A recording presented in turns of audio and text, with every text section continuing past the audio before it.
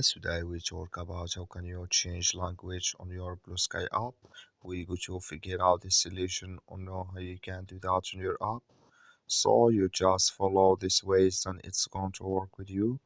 So all you have to do, you just go here. You go here above this sign, click on it here. When you just click on it, it's going to show for you a list like this here. Then all you have to do next. So you just click here on settings here, down just click on it. Then it's going to take you to next step here. It's going to show for you like this here.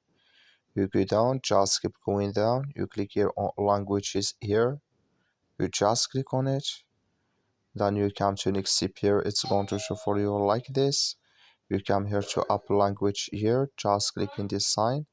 And here can you select your language here in this list like you see on your Blue Sky app. So that's all you have to do. I wish you I get it. That's all. Thank you for watching. Don't forget to support us by liking and subscribe.